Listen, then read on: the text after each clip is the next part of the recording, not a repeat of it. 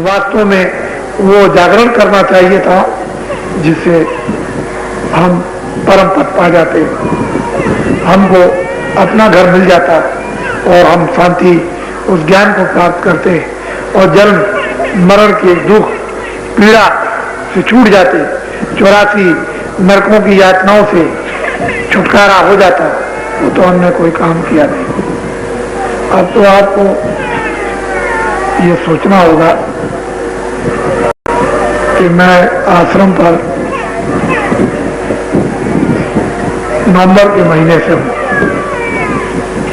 ऐसे ही 2-4 दिन के लिए कभी निकल के चला गया और किसी को थोड़ा बहुत आध्यात्मिक धर्म उपदेश सुना दिया, लेकिन हम अब की बार विशेषकर आश्रम पर ही हैं। इतना मैं पहले कभी नहीं रहा जितना आपकी मुझे रहने का अवसर मिला, और जब आदेश मिला कि इस समय आश्रम पर रहो तो मैं आश्रम पर रह गया। कोई बात है, कोई रहस्य है, कोई भेद जरूर है जो चुप होकर के आश्रम पर रह रहा हूं। मैं कुछ ना कुछ आपको आगाह करता था, सचेत करता था, कुछ सुनाता था, कुछ कानों में डालता था, कहता था इधर गड्ढा है इधर मत जाओ, ये बताता था आपको, जगह जगह बताया। मैंने पहले इतनी बातें हिंदुस्तान में कह डाली कि वो कोई भूलने वाला नहीं है, और वो चीजें जो सुनाई गई हैं, जो संदेश दिया गया, जो सुनाया गया, उसमें कोई हेर फेर भी होने वाला नहीं। वो तो आज से भी सुनाई जाएगी, आज भी लागू होगी और कल भी लागू होगी, 2 महीने में, 10 बरस में भी और 20 बरस में भी और 50 बरस में भी लागू होगी, और कलयुग में भी और द्वापर में भी और त्रेता में भी और सतयुग में भी लागू होगी। ऐसी चीजें सुनाई जाती हैं, लेकिन तुम्हारी बुद्धि में जब विवेक हो तब तो तुम समझोगी क्या महीने की है, क्या बरस की है, क्या युग की है, किस युग की है, तो चुप हो गया हो। लेकिन ये अच्छा नहीं, ऐसा सुना गया है महापुरुषों के वचनों द्वारा कि जब महात्मा चुप हो जाते हैं तो कोई खतरा होने वाला है। महात्मा जब धर्म पुस्तकों में भी लिखा हुआ कि महात्माओं को चुप नहीं रहने देना चाहिए, कुछ ना कुछ उनसे सुनते रहना चाहिए, उनको चुप बैठने नहीं देना चाहिए।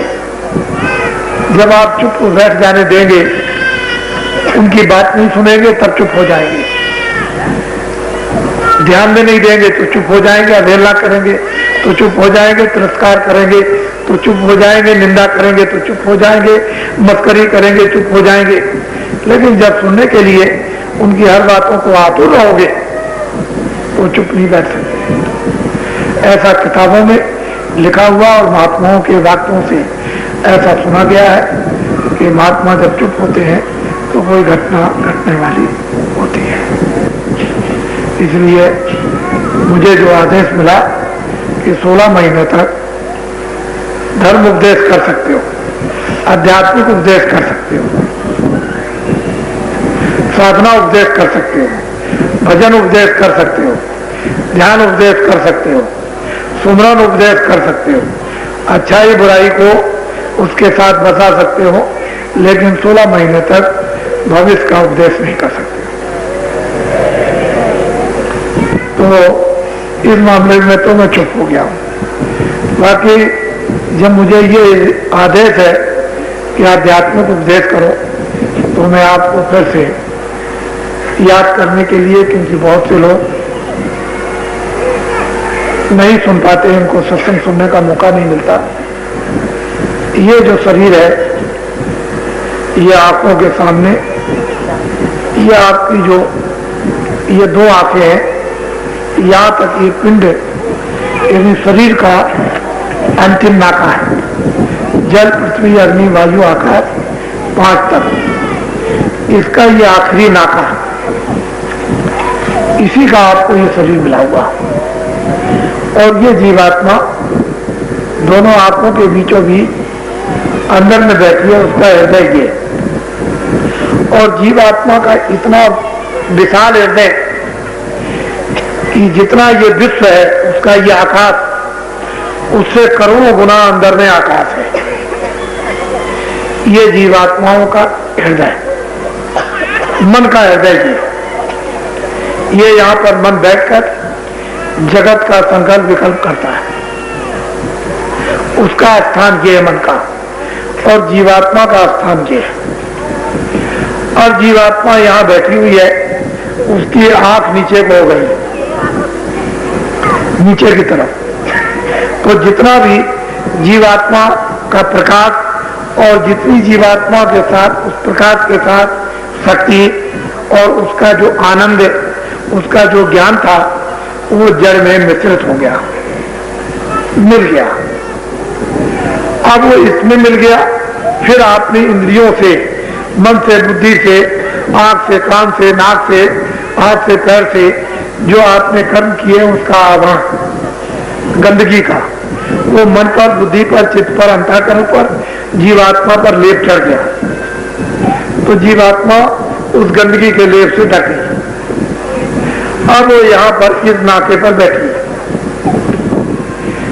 ये पिंड का, शरीर का ये इसकी हद है, सीमा है यहाँ से। तो महात्माओं ने नीचे का, कंठ का, हृदय का, नाभि का, इंद्री का, गुदा द्वार की कोई भी साधना इस कलयुग में निषेध कर दी। इससे कोई लाभ नहीं, ना गुदा चक्र से, ना इंद्री द्वार से, ना नाभि से, ना हृदय से, ना कंठ से, ये कोई साधना नहीं। अब कलयुग में सुलभ, आसान और सीधी और ऊंची बस यही थे कि मन को इस प्रपंच से, बुद्धि को, चित्त को इस जड़ता से, इस छाया से 2 मिनट के लिए, 10 मिनट के लिए, 15 मिनट के लिए इधर से समय ध्यान और भजन के हटा लो और आंख बंद करो। इस तरह से आंख बंद करके या कान बंद करके तुम धीरे से मन को और बुद्धि को और चित्त को सामने बिल्कुल सीधा उस जीवात्मा के आंख के साथ लगाओ, उसके साथ में जोड़ दो। तो जीवात्मा में इतनी तेज धार है सफाई करने की, इसके पास जादू है कि चाहे जितना भी मैला पहाड़ का पहाड़ लगाओ, लेकिन जब इस तरह से ये अपना काम करने लगेगी, इस तरह से खड़ी हो जाएगी और मन और बुद्धि और चित्त इसी दृष्टि के साथ काम देंगे, तो ये झाड़ू लगाती चली जाएगी। पूरे आकाश के कूड़े कचड़े को ये साफ कर देगी एकदम। जैसे कूड़ा कचरा साफ हुआ कि बस एकदम से रोशनी आने लगी, प्रकाश चारों तरफ से आने लगा, एकदम से प्रकाश, और देखते देखते देखते देखते एकदम उजाला हो गया। जैसे सूरज उदय हो गया, रात चली गई। ऐसे ही अज्ञान अंधकार जो जीवात्मा सो रही थी इंद्रियों के घाटों पर, मन ने, बुद्धि ने, चित्त ने साथ दे दिया, और जीवात्मा की जैसे ही गंदगी मन की, बुद्धि की, चित्त की हटी, और जीवात्मा ने जैसे ही झाड़ू सफाई करने के लिए और वो सफाई किया, सारी गंदगी बिल्कुल एकदम जल करके रहा।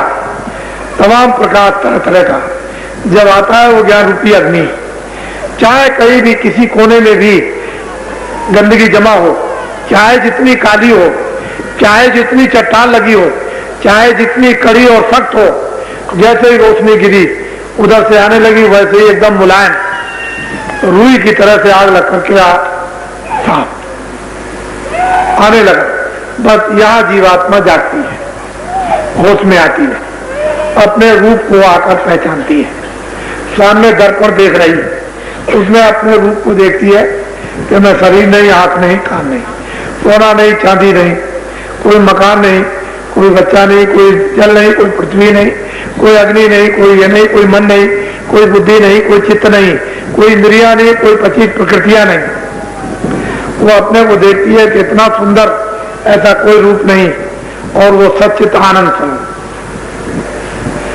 इतनी सुंदर कि उससे सुंदर और कोई नहीं। जो मालिक का सुंदर रूप है वही एक जीवात्मा का है, लेकिन जब खोल उतर जाएंगे तो जो मालिक का रूप है वो जीवात्मा का।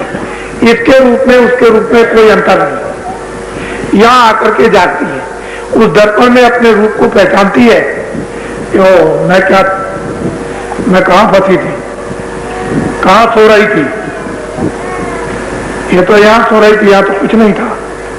जब वो अपने रूप को देखती है और वो जब अपने आप को जब पहचान लेती, तो खुद को पहचानने वाला ही भगवान को पहचानता है। जो खुद को पहचानता है वो खुदा को जानता है। जो खुद अपने आप को नहीं पहचानेगा वो खुदा को कभी पहचान नहीं सकता, भगवान को कभी नहीं पहचान सकता। जब तक ये दृष्टि उसकी नहीं खुलेगी और दर्पण में स्वयं अपना रूप वो चैतन्य नहीं देखेगी, जो प्रकाशित स्वरूप है, वो जब तक नहीं देखेगी तब तक ये क्या है, तो मिट्टी है, ये तो जल पृथ्वी अग्नि वायु आकाश का। तो यहाँ आकर के ये जब ये अपनी सफाई अंतःकरण की जब कर लेती है और खड़ी हो जाती है उधर में देव स्वरूप लिंग सृष्टि, उसमें ये प्रवेश हो जाती है। उस सृष्टि में